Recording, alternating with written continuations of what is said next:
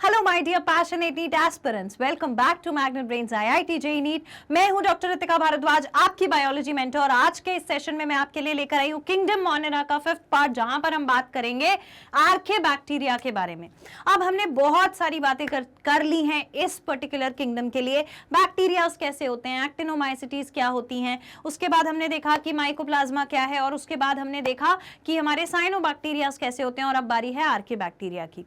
तो अभी तक हमने जितने भी बैक्टीरियाज पढ़े हैं उन सब में से सबसे बढ़िया, सबसे जोरदार, मजेदार बैक्टीरिया होता है आर्कियोबैक्टीरिया। मैम ऐसा क्यों होता है? क्योंकि आपको आर्कियोबैक्टीरिया से बहुत कुछ सीखने को मिलता है, और वो क्या है ये मैं आपको इस सेशन में समझाऊंगी, तो मेरे साथ आपको सेशन में बने रहना है। अब उससे पहले मैं आपको एक इंपॉर्टेंट बात बताती हूँ। सेशन स्टार्ट करने से पहले, जैसे हम सेशन स्टार्ट करते हैं तो सबसे पहले हम देखते हैं कि हमारा नीट का कोर्स मॉड्यूल क्या है। तो नीट का कोर्स मॉड्यूल हमारा कुछ इस तरीके से रहता है कि सबसे पहले हम फोकस करते हैं टॉपिक वाइज एक्सप्लेनेशन पर। टॉपिक वाइज एक्सप्लेनेशन का मतलब क्या है कि हर चैप्टर के हर एक टॉपिक को स्टेप बाय स्टेप एक्सप्लेनेशन के फॉर्म में आपके पास लाया जाता है, ताकि आप उससे रिलेटेड क्वेश्चंस बढ़िया तरीके से सॉल्व कर लें। फिर उसी सेशन के साथ नीचे डिस्क्रिप्शन बॉक्स में एक लिंक मिलती है, उसे क्लिक करके आप डाउनलोड कर सकते हैं एक पीडीएफ जिसमें दिया होता है डेली प्रैक्टिस प्रॉब्लम्स। और अगर कोई मुश्किल है, नहीं बन रहा है, या अगर सही आंसर बन गया है लेकिन जानते नहीं हो कि एक्सप्लेनेशन जो दिमाग लगाया है वो सही है या नहीं, तो उसके लिए मिलता है डेली प्रैक्टिस प्रॉब्लम का सोल्यूशन। इसके बाद हम बात करते हैं chapter wise multiple choice question की, क्योंकि जब हमने पूरे टॉपिक को एक एक करके पढ़ लिया, डीपीपी को सॉल्व कर लिया, तो अब बारी है मल्टीपल चॉइस क्वेश्चंस की। तो मल्टीपल चॉइस क्वेश्चन करना बहुत जरूरी है हर चैप्टर के लिए। फिर मैं अलग से एक सेशन लाती हूं हर चैप्टर के कंप्लीट होने के बाद, जहां पर उस पर्टिकुलर चैप्टर से रिलेटेड, उस पर्टिकुलर चैप्टर में दिए गए बताए गए साइंटिस्ट किस ईयर में बताए गए थे और उनका कंट्रीब्यूशन क्या था, इस बारे में हम बात करते हैं। तो हम बात करते हैं list of names of scientist, year and their contribution after the chapter. Then we go with the previous year questions. Previous year question किसी भी चैप्टर के लिए सॉल्व करना बहुत जरूरी है। Only then you will understand कि कैसे हमें क्वेश्चन फॉर्म हो सकते हैं एक पर्टिकुलर चैप्टर में से। Then we have doubt solving sessions. Doubt आप मुझे सेंड करते हो किसी भी दिन, उसका डाउट सॉल्विंग सेशन आपके सामने मिल जाएगा आपको। पर आपको क्या करना है, you need to stay connected, ताकि जब डाउट सेशन में आपका डाउट क्लियर हो तो वहां पर आप प्रेजेंट हो, आपके नाम के साथ आपका डाउट आपको मिलेगा और उसका आंसर आपको मिलेगा। तो आपको वहां प्रेजेंट रहना पड़ेगा, अटेंटिव रहना पड़ेगा। उसके लिए क्या, तो हमें अपने डाउट के आंसर्स मिल जाएंगे। फिर we go on with the weekly test paper. Weekly test paper भी बहुत इंपॉर्टेंट पार्ट है। और उसके बाद मैंने कई स्टूडेंट्स के मैसेजेस देखे हैं, टेंशन हो रही है, कंसिस्टेंट नहीं रह पा रहे हैं, स्टडी प्लान नहीं बन रहा है, प्रॉब्लम हो रही है प्रिपरेशन में, तो उसका गाइडेंस भी आपको प्रॉपर टाइम बाय टाइम मिलता रहता है। Then we go with the chapter wise one shot revision, जो कि बहुत इंपॉर्टेंट है माइंड मैपिंग के लिए, and followed by the online test series which is a key factor for winning in the NEET exam. That's it, ये हमारा course module है। अब फटाफट से बात करते हैं आर्कियोबैक्टीरिया के बारे में। अब ये जो आर्कियोबैक्टीरियाज होते हैं, इनकी कुछ खास बात मैं आपको बता देती हूं। वो खास बात क्या है? आर्कियोबैक्टीरियाज जो हैं, आर्कियोबैक्टीरियाज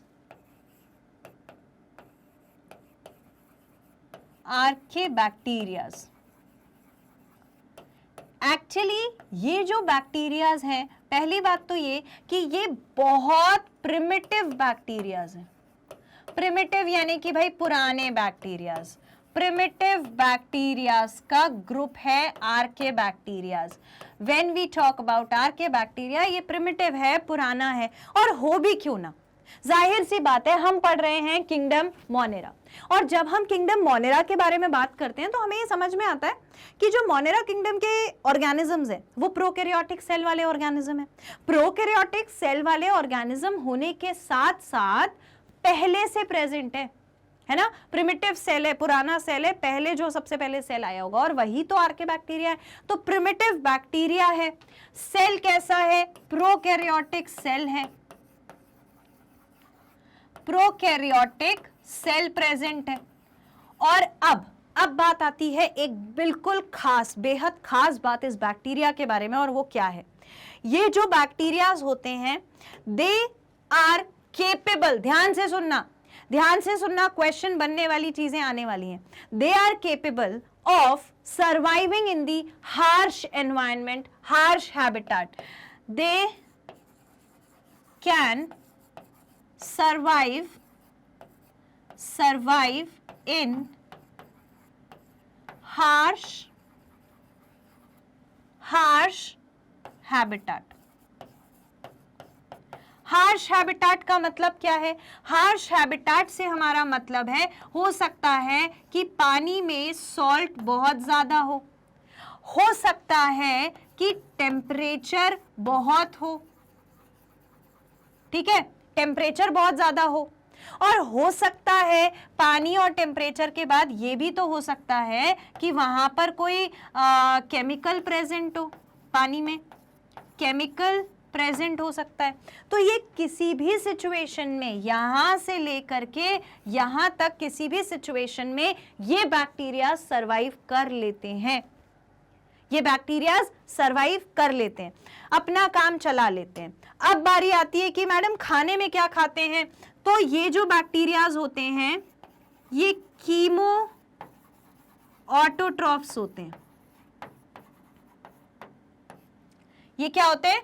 कीमो ऑटोट्रॉफ बैक्टीरियाज होते हैं, ठीक है, कीमो ऑटोट्रॉफिक बैक्टीरिया। इतना लिख लीजिए, डन, लिख लिया। तो इतना तो हमें मालूम है, ये हमारी नॉर्मल चीजें हो गई। अच्छा, अब ये तो नहीं पूछोगे कि कीमो ऑटोट्रॉफ का मतलब क्या होता है? कीमो ऑटोट्रॉफ का मतलब होता है कभी कोई ऑर्गेनिज्म अगर केमिकल की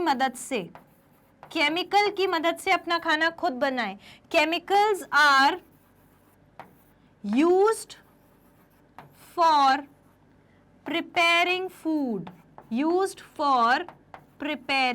फूड, खाना बनाने के लिए केमिकल की मदद लग रही है, ठीक है, तो कीमो ऑटोट्रॉफिक बैक्टीरिया हो गया। अब इसके बाद बात आती है कि ये जो बैक्टीरियाज होते हैं ये रिप्रोड्यूस कैसे करते हैं, इनका सेल वॉल कैसा होता है, ठीक है, नेचर में कैसे होते हैं। तो अगर मैं इनके सेल वॉल की बात करूं, तो cell wall is made up of lipid की बनी हुई सेल वॉल होती है।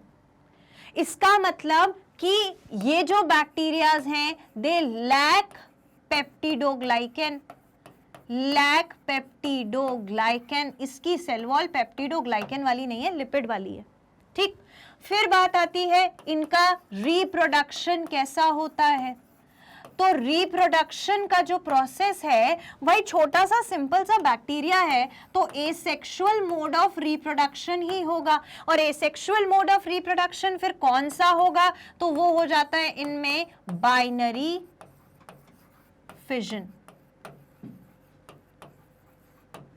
फिजन कर लेते हैं।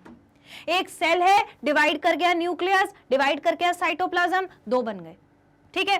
तो ये वाली चीजें हमें किसके बारे में पता चल गई कि इसकी सेल वॉल कैसी है, रिप्रोडक्शन कैसा हो रहा है। अब बात आती है कि नेचर कैसा है, ठीक है। अब नेचर में ये होते हैं ऑब्लिगेट या फिर फैकल्टेटिव एनारोब्स, यानी कि ऑक्सीजन हो ऑक्सीजन ना हो दोनों सिचुएशन में सरवाइव कर सकते हैं ये बैक्टीरियाज, ठीक। अब इनके टाइप्स की बात करें, टाइप्स ऑफ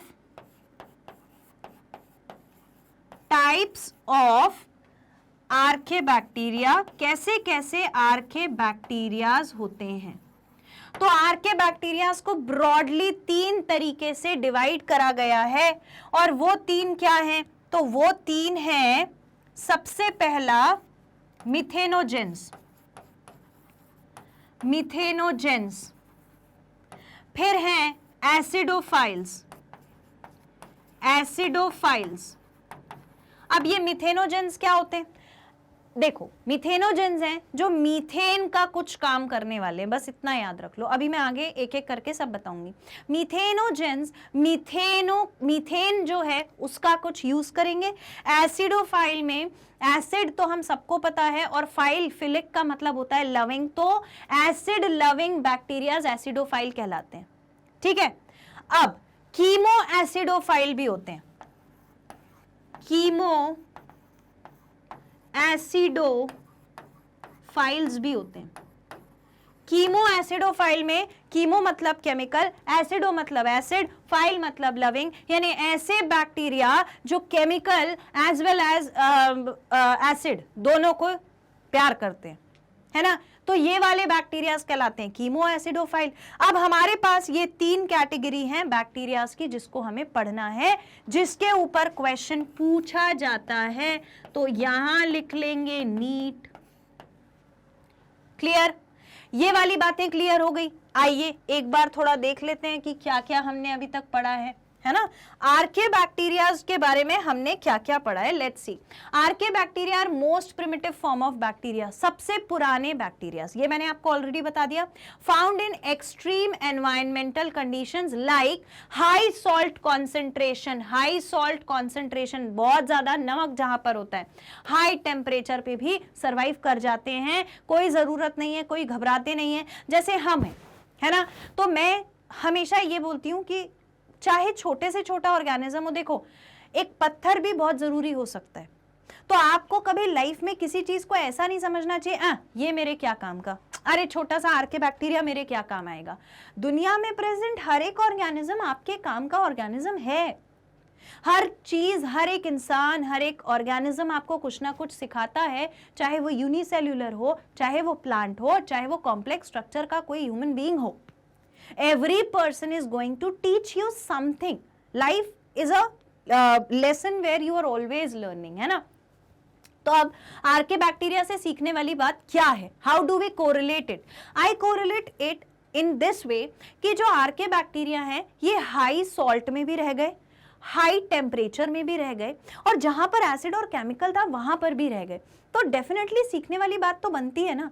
हमें क्या होता है, थोड़ा सा प्रेशर आया, स्कूल भी ज्यादा जाना पड़ रहा है, सेशंस भी आते जा रहे हैं, एक आध 2 सेशन बीच में छूट गए थे, बस वहां पे कहानी खत्म।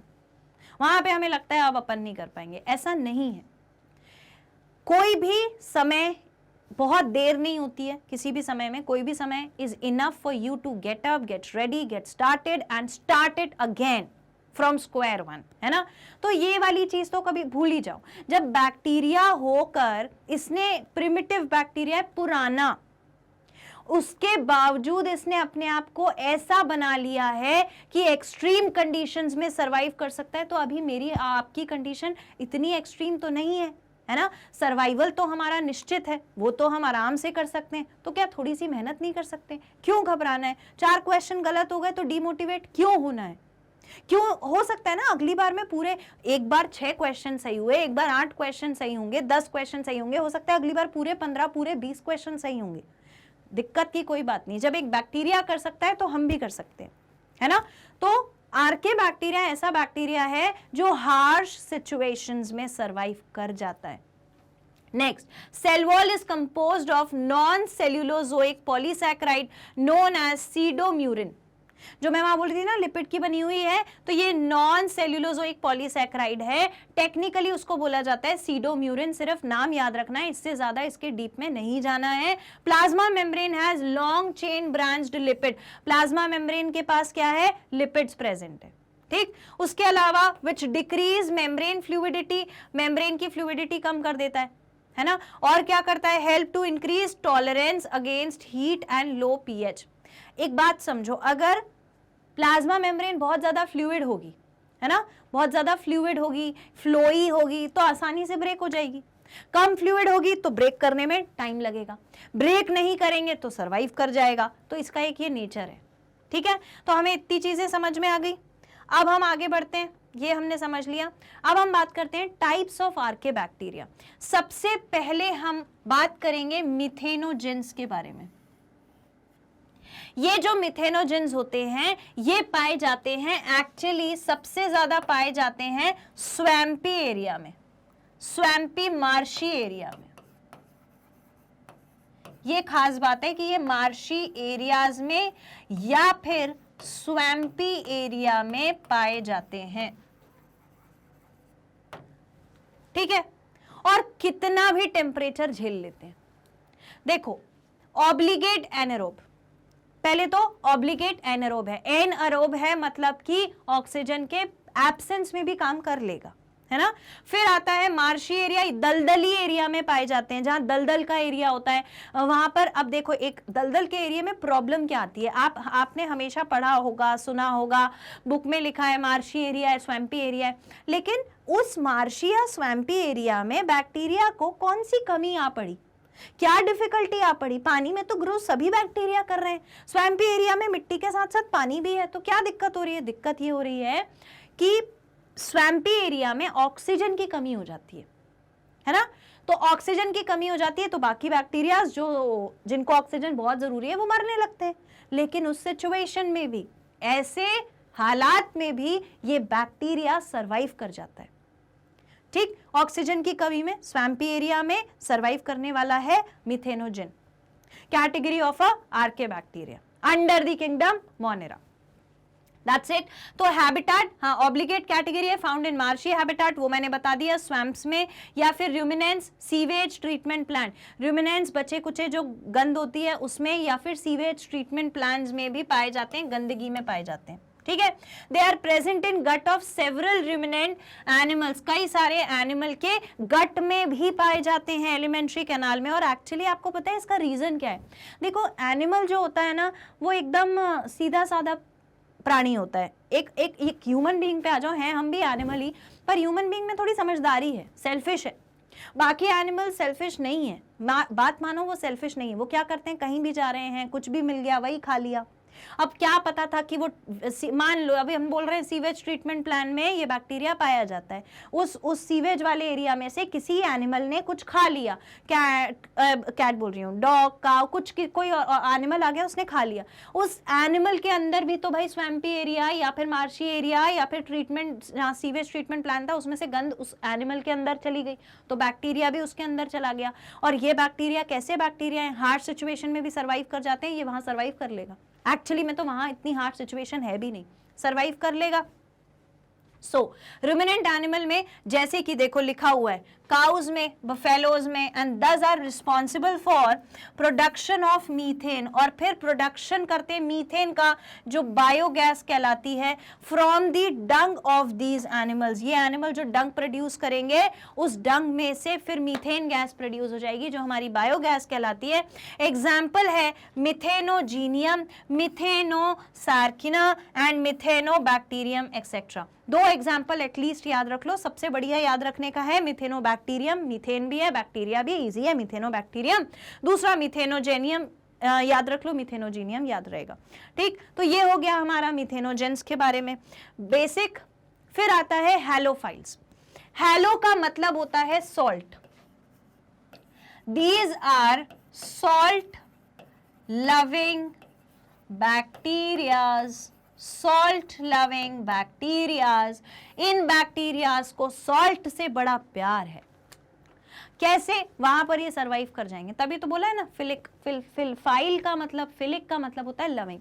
सो फैकल्टेटिव एनारोब है, ऑक्सीजन के एब्सेंस में भी काम कर लेगा। Found in salt lakes, Dead Sea and industrial plant. Industrial plants में भी मिल जाएंगे, डेड सी में भी मिल जाएंगे। सी में है तो मतलब सॉल्ट तो आ ही गया, और सॉल्ट लेक्स में भी मिल जाएंगे, जहां जहां सॉल्ट प्रेजेंट है वाटर में, उस हर जगह ये bacterias halophiles are found. Then we come up consisting of, इनके पास एक रेडिश पिगमेंट होता है जिसको बैक्टीरियो रोडोप्सिन बोलते हैं। तो अगर रेडिश है तो रोडोप्सिन याद रहेगा, है ना। बैक्टीरियो रोडोप्सिन एक रेड कलर का पिगमेंट जो हैलोफाइल्स में पाया जाता है in their membrane to trap sunlight and form ATP directly. Sunlight को ट्रैप कर लेता है और बना लेता है एडिनोसाइन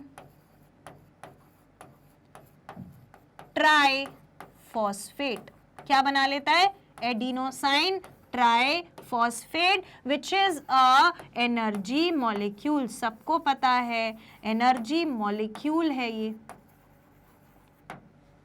ठीक है।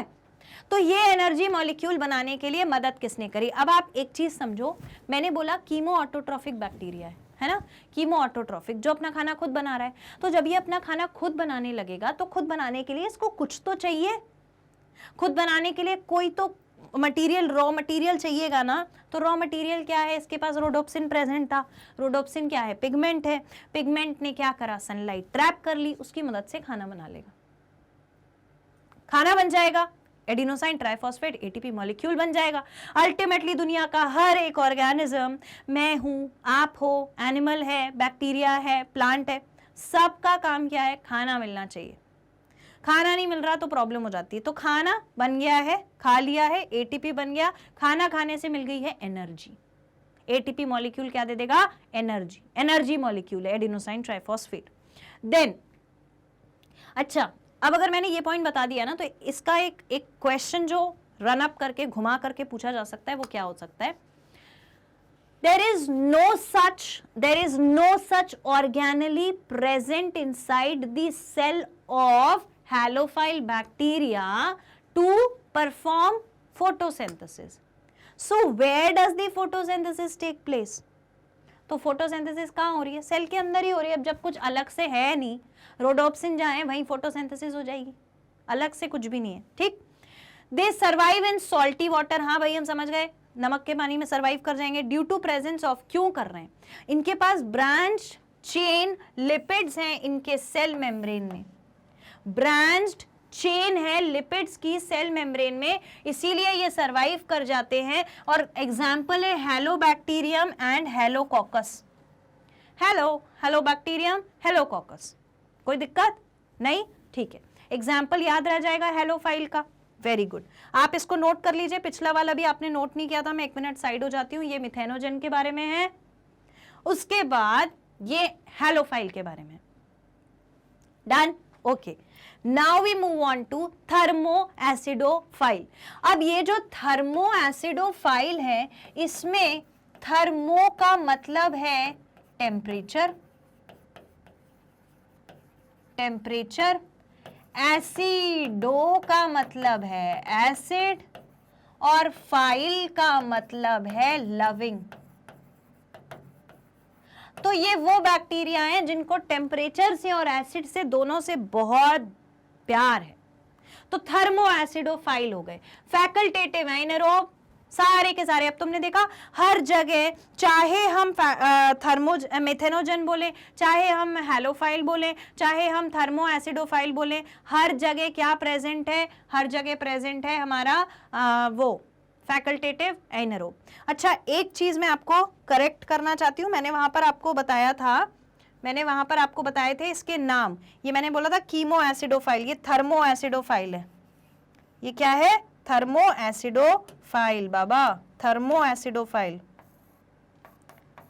थर्मो, इसको सही करो, एसिडो, थर्मोएसिडोफाइल, थर्मोएसिडोफाइल, इसको करेक्ट करो। लिख लिया? ओके। अब जब थर्मोएसिडोफाइल की बात हो गई है, तो अब इसको थोड़ा देख लेते हैं कि इसमें क्या क्या है। ठीक है, थर्मोएसिडोफाइल ऑक्सीजन के बिना भी सरवाइव कर जाएगा, हॉट वाटर में पाया जाता है, गर्म पानी में भी मिल जाएगा, स्प्रिंग में, एट हाई टेम्परेचर और लो पीएच। पीएच कम है, टेम्परेचर ज्यादा है, इससे इसको कोई दिक्कत नहीं है। पीएच कम है तो एसिडिक हुआ ना, तो इससे इसको कोई परेशानी नहीं है। टेम्परेचर ज्यादा है, कोई परेशानी नहीं है, दोनों सिचुएशन में आराम से सरवाइव कर लेगा।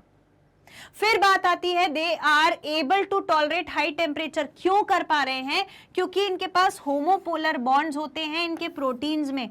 होमोपोलर मतलब एक जैसे बॉन्ड्स होते हैं, तो वो टूटते नहीं हैं, वो टूटेंगे नहीं बॉन्ड प्रोटीन के, और अगर प्रोटीन के बॉन्ड नहीं टूटेंगे तो सरवाइव कर जाएंगे। जब इतने हाई टेम्परेचर, एक्चुअली में जब हम हाई टेम्परेचर पे एसिड बैक्टीरिया को रखते हैं तो वो मरता कैसे? टेम्परेचर बढ़ने की वजह से मर जाता है ना। पानी को अपन उबालते हैं तो बैक्टीरिया उसमें से मर जाते हैं, प्योर हो जाता है, उसे पी लेते हैं।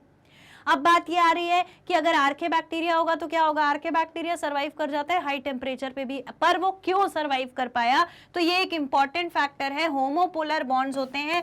हमें इसके बहुत डीप में जाने की जरूरत नहीं है, हमें सिर्फ ये याद रखना है कि यहाँ पर नाम पता रहे कि थर्मोएसिडोफाइल बैक्टीरियाज में होमोपोलर बॉन्ड है, जिसकी वजह से बॉन्ड बना रहता है, ब्रेक नहीं होता, तो सेल इंटैक्ट रहता है, सेल टूटता नहीं है, मरता नहीं है। एग्जाम्पल है थर्मोप्लाज्मा एंड सल्फोलोबस। एग्जाम्पल क्या है, थर्मोप्लाज्मा एंड सल्फोलोबस। इतना हो गया, यहां पर हमने तीनों बैक्टीरियाज, आर्के बैक्टीरियाज के जनरल कैरेक्टर्स को किया कंप्लीट। इतना आप लिख लीजिए। फिर इसके बाद मैं आपको एक बहुत इंपॉर्टेंट बात सारे दुनिया के बैक्टीरियाज के बारे में बताने वाली हूं, पहले इतना लिख लीजिए। Written? Okay, now we move on to the next part, बहुत इंपॉर्टेंट पार्ट, जहां पर अभी तक हमने जितना भी सब कुछ पढ़ा है, चाहे वो बैक्टीरिया हो, माइकोप्लाज्मा हो, या फिर वो एक्टिनोमाइसिटीज हो, कुछ भी हो, उन सारे ऑर्गेनिजम्स, सारे बैक्टीरिया का इकोनॉमिक यूज क्या होता है। So we are going to talk about the economic importance of bacteria. सबसे पहले हम बात करेंगे डिके ऑफ ऑर्गेनिक वेस्ट, यानी कि बैक्टीरियाज जो होते हैं वो काम करते हैं एज डीकम्पोजर्स, और इसीलिए इनको बोला जाता है scavenger of nature, scavenger of nature. क्यों? क्योंकि ये पूरा का पूरा जो नेचर है उसमें मरने वाले, किल होने वाले प्लांट और एनिमल, चाहे कोई भी हो, उसकी बॉडी जब वो मर जाते हैं प्लांट और एनिमल, तो वो डिके होने लगता है, तो उससे जो पोल्यूशन कॉज हो सकता था उसको इनने रोक दिया। वहां पर आ गए, फीड करने लगे, फीड करके डिकम्पोज कर दिया, डिकम्पोज करके एनवायरनमेंट को क्लीन कर दिया। And this is happening all over the world, हर जगह ये चीज हो रही है। तो पूरी दुनिया को क्लीन करने का जिम्मा किसका हो गया है? बैक्टीरियाज का, मोस्ट ऑफ द टाइम्स। क्योंकि कई बार ऐसा होता है उस जगह पर फैसिलिटी नहीं पहुंच पाती है, जो बहुत दूर होती हैं, थोड़ी सी हिडन होती हैं, हिडन एज इन बहुत ज्यादा हाईलाइटेड एरियाज नहीं होते, जहां पर बहुत ज्यादा पॉपुलेशन नहीं होती। वैसे तो आजकल हर जगह होती है, बट मान लीजिए इन केस कभी ऐसा हो गया, तो उस दौरान उस जगह पर कैसे क्लीन हो पाएगा? तो वहां पर बैक्टीरियाज जाएंगे, बैक्टीरियाज उस पर्टिकुलर ऑर्गेनिक मैटर, मतलब कि डेड और डिकेइंग ऑर्गेनिक मैटर को डीकम्पोज करना स्टार्ट करेंगे। और ये वो कैसे करेंगे? अपनी बॉडी का जो भी सब्सटेंस है, यानी कि अपने बैक्टीरिया का एसिड वगैरह रिलीज करेंगे और धीरे धीरे खाने की कोशिश करेंगे उस पूरे ऑर्गेनिज्म को और खत्म कर देंगे। तो it happens with the plant, it happens with the animal, it happens everywhere. और सारे माइक्रो ऑर्गेनिज्म, और एक कोई अकेला माइक्रो ऑर्गेनिज्म तो आएगा नहीं, पूरी की पूरी कॉलोनी ऑफ माइक्रो ऑर्गेनिज्म आएगी और वहां पर उन सबको खा जाएगी। और खाने से क्या होगा? डिकम्पोज हो गया, डिकम्पोज हो गया तो क्लीन एनवायरनमेंट हो गया। इसीलिए बैक्टीरियाज को स्कैवेंजर्स ऑफ नेचर्स भी बोलते हैं, saprophytic mode of nutrition exhibit करते हैं। नेक्स्ट आता है सीवेज डिस्पोजल। Sewage disposal. अब ये जो सीवेज डिस्पोजल हम देख रहे हैं, ये सीवेज डिस्पोजल में बहुत इंपॉर्टेंट रोल होता है माइक्रो ऑर्गेनिजम्स का। कैसे? समझो, आपने सीवेज में ये थोड़ी देखा कि क्या क्या डिस्पोज हुआ, वहां पर बहुत सारी चीजें डिस्पोज ऑफ हो गई होंगी, है ना? तो अब वो अगर एक जगह कलेक्ट होता जाता तो एक पूरा लंप बन चुका होता, हमारे पास हीप बन चुका होता उस सीवेज का। तो उस सीवेज को अगर हमने ट्रीट नहीं किया, या मान लो हमने ट्रीट किया भी है, तो उस पे मदद किससे मिलेगी? बैक्टीरियल एक्शन से मदद मिलेगी, बैक्टीरियल एक्शन से मदद मिलेगी और ट्रीटमेंट हो जाएगा ऑफ सीवेज, गंद का ट्रीटमेंट भी हो जाएगा। तो डेड जो था उसको भी खा लिया, जो यूजलेस अनडाइजेस्टेड मटेरियल था उसको भी इन्होंने क्लीन कर दिया। अभी चीज खत्म नहीं हुई, अब बात आती है role in improving soil fertility. Soil fertility में इनका बहुत बड़ा हाथ होता है। क्यों? क्योंकि नाइट्रोजन फिक्सेशन करते हैं। क्यों होता है? क्योंकि ये नाइट्रोजन फिक्सेशन करते हैं। एक्चुअली फिक्सेशन भी नहीं बोलना चाहिए, नाइट्रोजन साइकिल में काम करते हैं ये कहना चाहिए। क्योंकि ये देखो, ये यहां नाइट्रोजन साइकिल में काम कर रहे हैं। Nitrifying bacteria transform ammonia into nitrate NO3 or which can be used by plant. Certain soil bacteria break the nitrogen bond, convert atmospheric nitrogen into ammonia. यानी कि ये एटमॉस्फेयर में भी काम कर रहे हैं, ये सॉइल में भी काम कर रहे हैं, रूट के पास जाकर भी काम कर रहे हैं, और हर जगह नाइट्रोजन को फिक्स करते जा रहे हैं ताकि वो नाइट्रोजन जो है वो अपना काम कर सके और ऑर्गेनिजम्स उस नाइट्रोजन को यूज कर सके। अब इसमें सबसे पहले बात आती है ह्यूमस की, ठीक है? तो ये जो ह्यूमस होता है, ये ह्यूमस है, ठीक है?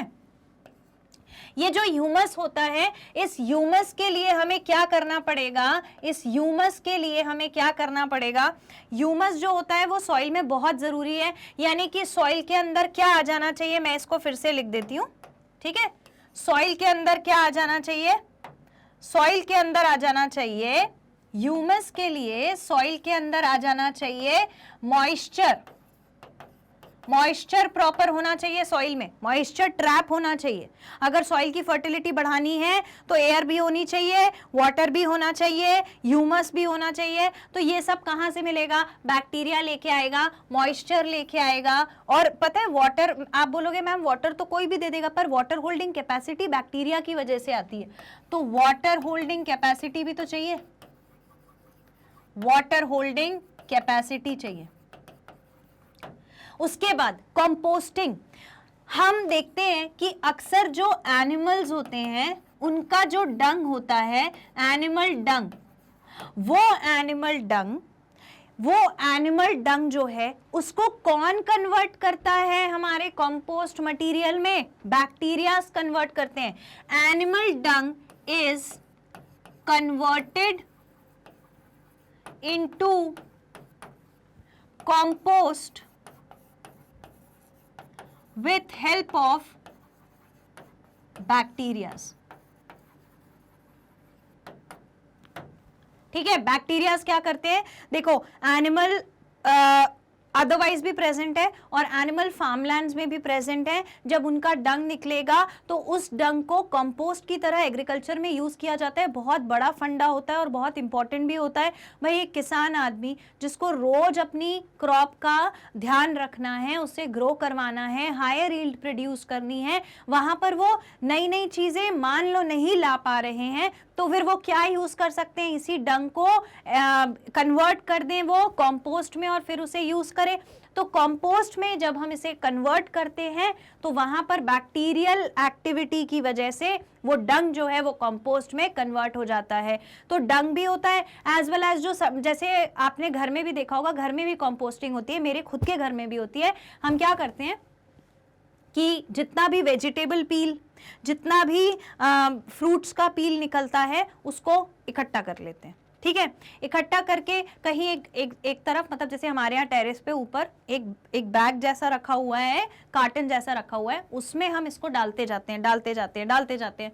तो डेली उस पर धूप भी लग रही है ना, सनलाइट भी आ रही है, तो वो ड्राई भी होता जा रहा है। बैक्टीरियल एक्टिविटी की जरूरत हमें तो पड़नी नहीं है, हमें उसमें लाके बैक्टीरिया कोई नहीं छोड़ना, वो तो ऑलरेडी वहां पर प्रेजेंट ही रहते हैं। भाई बैक्टीरिया हर जगह प्रेजेंट है, तो बैक्टीरियल एक्टिविटी चलती रहती है। थोड़ा सा वो डीकम्पोज टाइप का होने लगता है, मतलब कंपोस्ट बनने लगता है, तो हम उस पर सॉइल भी थोड़ी थोड़ी डालते जाते हैं और फिर वो सॉइल हम थोड़े टाइम बाद जब वो पूरा मिक्स हो जाता है, अच्छे से कंपोस्ट बन चुका होता है, तो फिर हम अपने प्लांट्स में वो डाल देते हैं।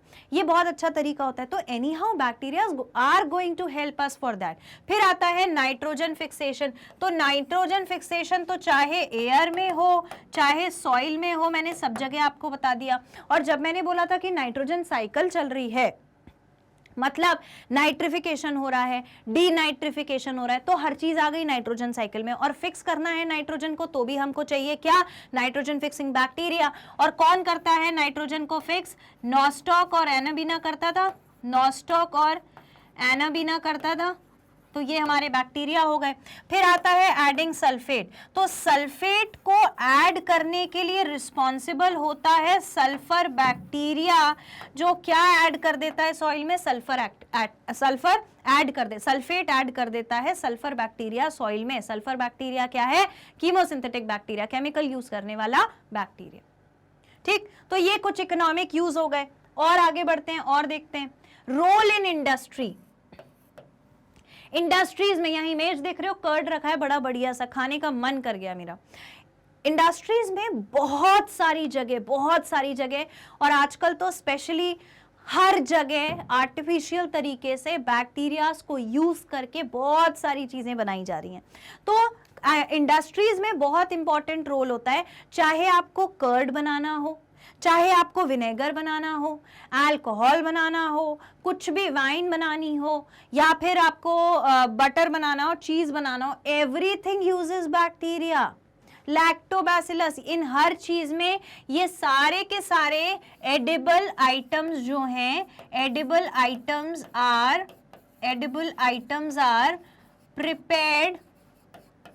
prepared with the help of bacterias. किसकी मदद से बनाए जा रहे हैं? बैक्टीरियाज की मदद से बनाए जा रहे हैं। तो ये तो हम शुरू से जानते हैं कि ये सब चीजें बन रही हैं। और क्या बन रहा है? देखो मैंने बोला था विनेगर भी बन रहा है, ठीक है। अब मेन आता है जो आपको नहीं पता, ये वाला तो पता था, retting process, curing of tobacco and tea and leather tanning. तो रेटिंग प्रोसेस क्या होता है? आपने जूट देखी है, जूट की रस्सी, तो जूट की रस्सी में कितना वो सूखा वाला वो जो फाइबर होता है, कभी आप उसको हाथ में तेज से पकड़ लो तो वो हाथ में लग भी जाता है। तो वो जो फाइबर होता है, उस फाइबर को बनाने के लिए भी बैक्टीरिया की मदद लगती है। पता है कैसे? क्या करते हैं, देखो वो जो जूट की रस्सी होती है ना, उस जूट की रस्सी में वो जो फाइबर्स हैं, वो फाइबर प्लांट का ही हिस्सा है। तो जब प्लांट का कोई पार्ट है तो वो डेफिनेटली कैसा रहा होगा, उसके अंदर वाटर रहा होगा, तो वो थोड़ा सा वेट पल्पी सा हिस्सा रहा होगा। कोई भी प्लांट का हिस्सा ऐसा ही होता है। तो हमें उसको क्या करना पड़ेगा? ड्राई करना पड़ेगा। तो उसको लाया जाता है, प्लांट के हिस्से को, उस फाइबर को, उसे ड्राई किया जाता है। और ड्राई करने के लिए और उसे पूरी तरह सुखाने के लिए मदद लगती है बैक्टीरिया की। जब उन फाइबर्स को सुखा दिया जाता है तो फिर उससे वो रस्सी, वो रोप बनाई जाती है। उसको कहते हैं rating process, rating of jute, ठीक है। So it is the rating of jute.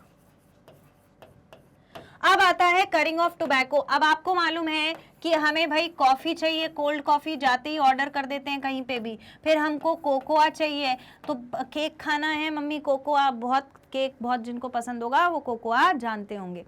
तो ये सारी चीजें बनाने के लिए मदद लगती है बैक्टीरिया की। फिर आता है लेदर टैनिंग। लेदर की चीजें सबको बहुत पसंद होती है, लेकिन वो जो लेदर का कलर होता है, वो जो टैन होता है, ब्राउन कलर का, डार्क ब्राउन कलर का जो टिंज होता है लेदर का, उस कलर को लाने के लिए, वो टैनिंग कराने के लिए, वो प्रॉपर शेड आ जाए लेदर का, उसके लिए अगेन बैक्टीरियाज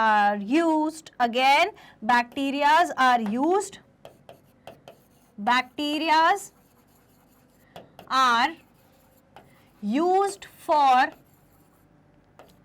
tanning leather। कोई दिक्कत नहीं है? देखो ये विनेगर बनने के लिए बताया है, ठीक है। अब मेडिसिनल पर्पस, बहुत ही इंपॉर्टेंट। जब तक मैं मेडिसिनल, मतलब मैं तो देखो हर चीज आपको इसी चीज से कोरिलेट करके बताती हूँ, बट मेडिसिनल पर्पस ना बहुत इंपॉर्टेंट है। हमें पता है कि भाई बीमारी है, बीमारी का इलाज है ना, हमें सिर्फ इतना पता होता है। एक आम आदमी को बस इतना ही पता होता है कि बीमारी है तो बीमारी का इलाज भी है। पर एक मेडिकल प्रोफेशन से बिलोंग करने वाला इंसान ही जानता है कि अगर बीमारी है, बीमारी का इलाज है, तो उस इलाज में क्या क्या प्रोज एंड कॉन्स निकल सकते हैं। ऐसा बहुत बार होता है कि हम कोई मेडिसिन खाते हैं तो उसके आफ्टर इफेक्ट्स भी हो जाते हैं। कोई मेडिसिन खा ली तो लूज मोशन हो गए, कोई मेडिसिन खा ली तो वॉमिटिंग हो गई, कोई मेडिसिन खा ली तो फीवर आ गया, हालांकि फीवर बहुत कम आता है, पर कोई मेडिसिन खा ली तो ज़्यादा बॉडी, मतलब बहुत सारी चीज़ें होती हैं, एसिडिटी हो जाएगी, बहुत सारी चीज़ें हो जाती है। एसिडिटी तो अक्सर हो जाती है। ऐसा क्यों? हर मेडिसिन जो है वो बैक्टीरिया को यूज करके बनाई गई। एक बैक्टीरिया को मारने के लिए काउंटरएक्ट दूसरा बैक्टीरियल प्रोडक्ट चाहिए, तभी तो एंटीबायोटिक बोलते हैं। एंटी मतलब जो अगेंस्ट खड़ा हो, बायो मतलब कि कुछ लिविंग ऑर्गेनिज्म वाला, बायोटिक्स। तो एंटीबायोटिक्स क्या कर रही है? कोई दूसरा लिविंग ऑर्गेनिज्म जो इस लिविंग ऑर्गेनिज्म को मार सकता है, उसका प्रोडक्ट लेकर इसको मार दे रही है, तो इन्फेक्शन खत्म हो रहा है। तो एंटीबायोटिक बनाने में काम आ रही है। उसके बाद आज के टाइम में वाइटामिन्स, मिनरल्स, एंटीऑक्सीडेंट्स, इन सब की अलग अलग टैबलेट्स आती हैं, कैप्सूल्स आती हैं। बहुत सारी ऐसी कैप्सूल्स होती हैं। जो लोग बहुत ज़्यादा हार्ड वर्क करते हैं या फिर at the approximately at about age of late 40s, early 40s and late 30s में भी लोग मल्टीविटामिन्स वगैरह खाना शुरू कर देते हैं।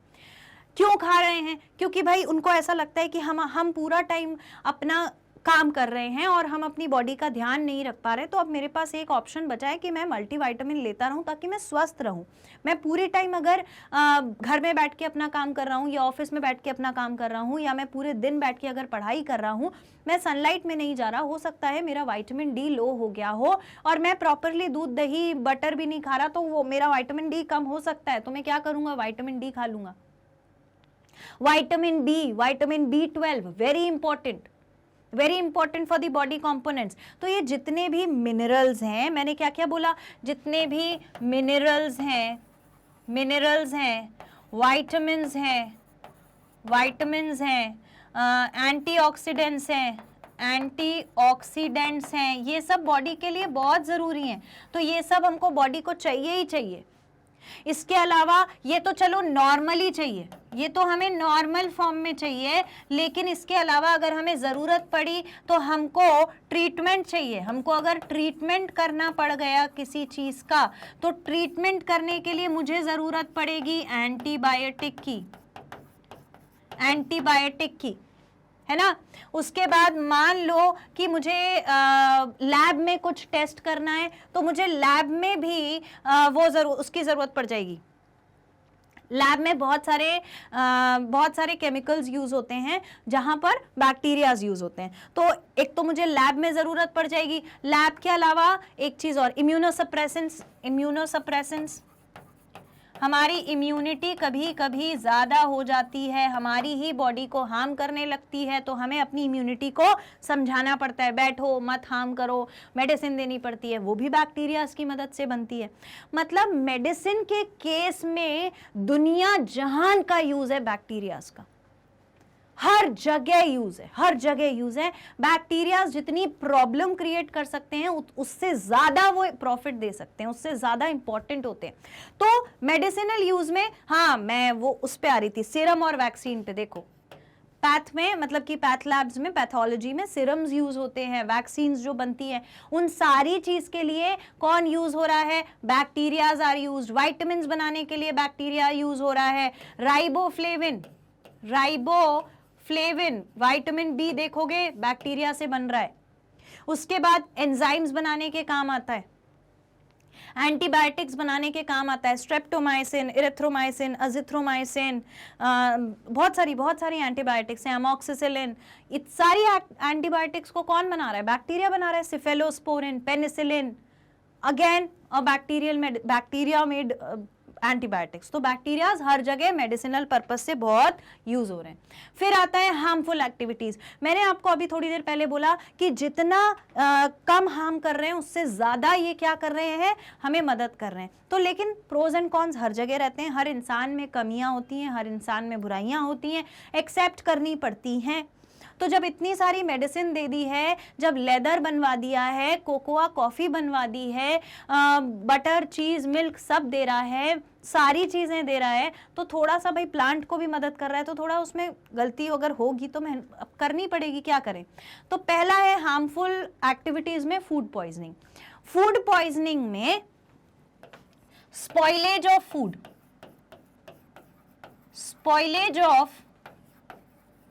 फूड बाय बैक्टीरिया फूड को स्पॉइल कर देते हैं। देखो ये बॉट्युलिज्म है। बॉट्युलिज्म में एक्चुअली क्या होता है कि पहले फूड पॉइजनिंग होती है, और फूड पॉइजनिंग होती है तो हो जाता है नॉजिया। अब आप बोलोगे मैडम नॉजिया क्या होता है? वो जो वॉमिटिंग से पहले का सेंसेशन होता है, जब हमें पता चल जाता है कि हाँ हमें वॉमिटिंग करने का मन कर रहा है, वॉमिटिंग आएगी, वो जो सेंसेशन है that is uneasiness is nausea. तो एक बहुत मजेदार किस्सा है ये नॉजिया को लेकर। कॉलेज में, आप जब मेडिकल कॉलेज में जाओगे ना तो आपके साथ भी होगा, फिर आप मुझे आकर बताओगे।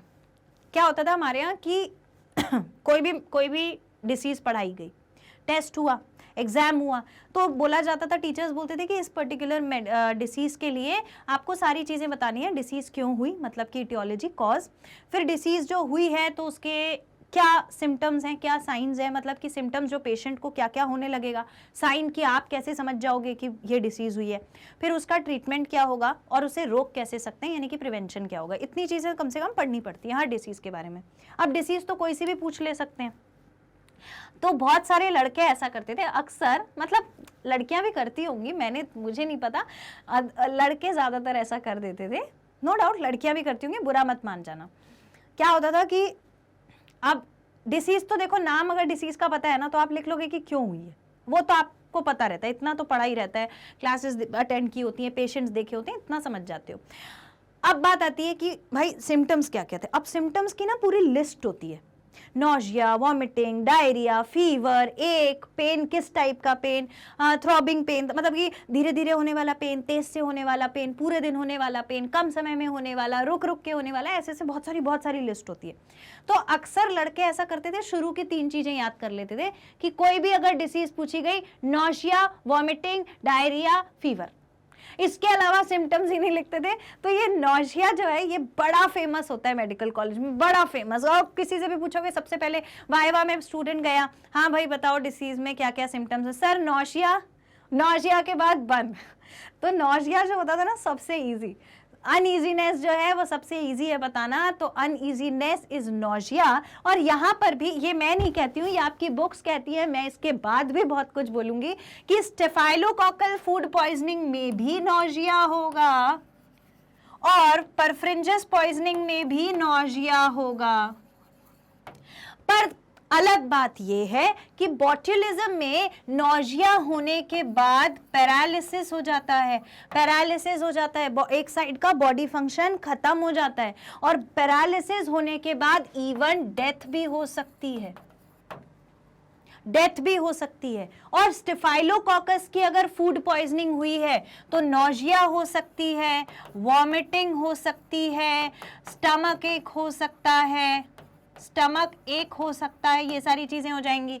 और अगर परफ्रिंजिस की हुई है तो इसके बाद डायरिया हो सकता है, डायरिया हो सकता है, डिसेंट्री हो सकती है, डायरिया या डिसेंट्री हो सकती है, ये सारी चीजें करा देता है बैक्टीरिया। तो बैक्टीरिया से बहुत सारी डिसीजेस भी हो जाती हैं, जैसे वहां बॉट्युलिज्म दिख रहा है, यहाँ स्टेफाइलोकोकस की फूड पॉइजनिंग, परफ्रिंजिस की फूड पॉइजनिंग। और अक्सर ज्यादातर टाइम 3 चीजें कॉमन होती हैं।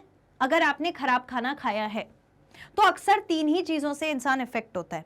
पहला अमीबियासिस, यानी अमीबा की वजह से होने वाला, गंदे पानी को पी लेने से। टाइफाइड तो बाद में, गंदे पानी से बाद में आता है टाइफाइड, पहले अमीबियासिस आ जाता है, क्योंकि सबसे इजी ऑर्गेनिज्म वही है। डिवाइड कितनी जल्दी करता है, भूल गए हो, बाइनरी फिजन हो रहा था। तो अमीबा आ जाता है, अमीबियासिस हो जाता है, अमीबिक डिसेंट्री हो जाती है। अमीबिक डिसेंट्री में छोड़ो, इंटेस्टाइन में प्रॉब्लम हो जाती है, तो अमीबिक डिसेंट्री हो जाती है, इंटेस्टाइन में प्रॉब्लम होती है तो डाइजेशन खराब हो जाता है, तो डिसेंट्री, लूज मोशन, ये सब हो सकता है।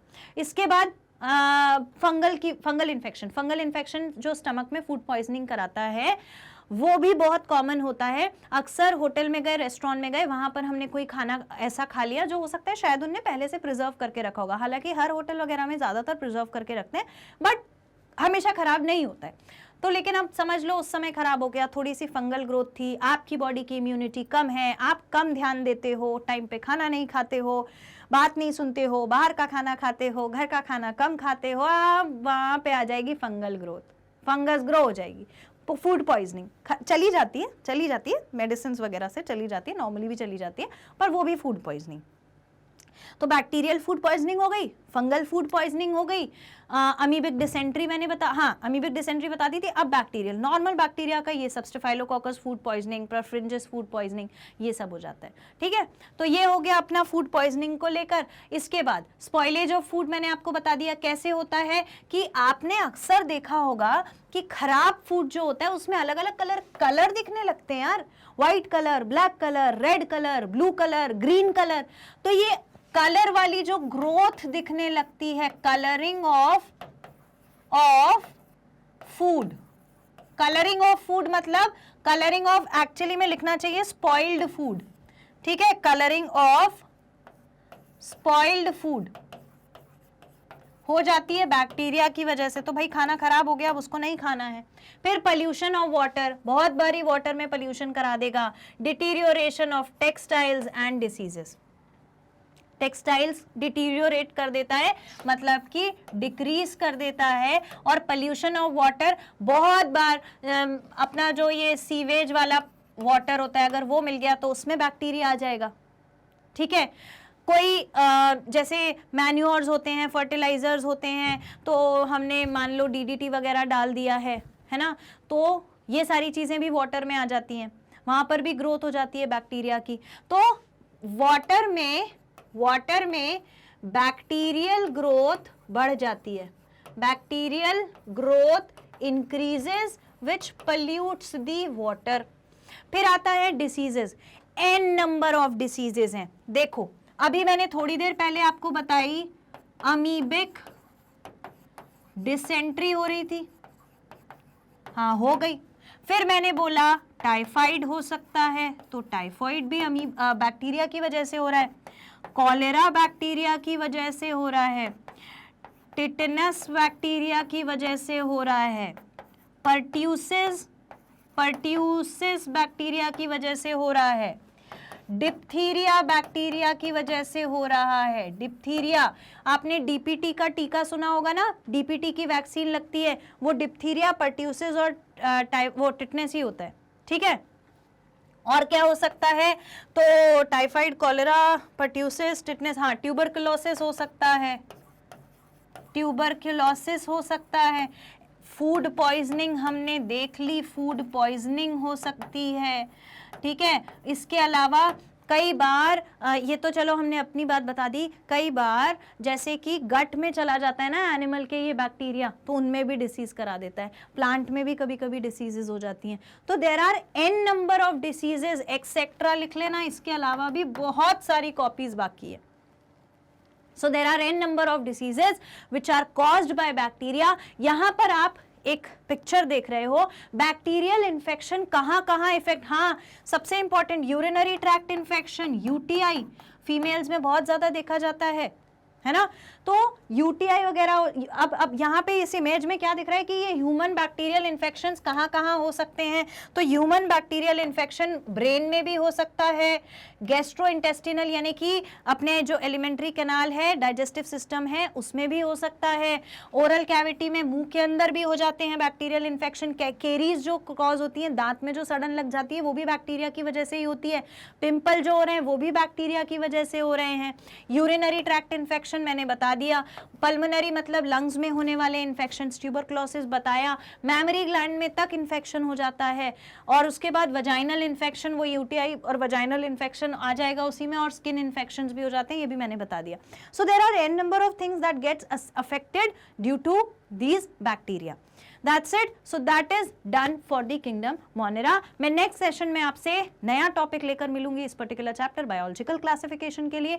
तब तक के लिए आपको क्या करना है, सीक्वेंस में पढ़ाई करते रहना है टॉपिक वाइज। ये सारी चीजें आपको ऑफिशियल वेबसाइट पे मिल जाएंगी, टाइप करो www.magnetbrains.com, उस पर ऑफिशियल पेज पर एक्सप्लोर करो टॉप कोर्सेज, उसमें नीट पर जाओ, यहाँ सारे कोर्स जहाँ दिए हैं वहां पर बायोलॉजी सिलेक्ट करो, वॉच नाउ पे जाओ, प्ले करो। अच्छा, डिस्क्रिप्शन पेज पे देखोगे तो यहाँ पे वॉच चैप्टर वाइज वीडियोस, यहाँ पूरी लिस्ट मिल जाएगी, प्ले करो, वीडियो हर एक टॉपिक का देखो, बहुत बढ़िया जोरदार तैयारी करो, आपको सारी चीजें समझ में आ जाती हैं। तो लाइक जरूर कर देना, इतना आप मेरे साथ इंटरेक्शन रखने के लिए कर सकते हो, मुझे बताना बहुत जरूरी है आपको क्या आ रहा है, क्या नहीं आ रहा, क्या बन रहा है, क्या नहीं बन रहा, क्या डाउट्स हैं, सारी चीजें मुझ तक पहुंचना जरूरी है। अगर मेरा और आपका 1-to-1 कनेक्शन नहीं है तो बहुत प्रॉब्लम है। सब्सक्राइब जरूर कर लेना, बैकलॉग क्रिएट नहीं होगा, डाउट सॉल्विंग सेशंस की अपडेट मिलती रहेगी, और शेयर कर देना अपने सारे फ्रेंड्स और सिबलिंग्स के साथ। मैग्नेट ब्रेन्स पर आपको प्रोवाइड हो रही है 100% free education for the biggest exam of all times like NEET के लिए, और आप अपनी प्रिपरेशन आराम से घर बैठे ऑनलाइन कर सकते हैं। स्टे कनेक्टेड विथ मी, मैं आपसे मिलूंगी नेक्स्ट सेशन में, तब तक के लिए thank you so much and take care.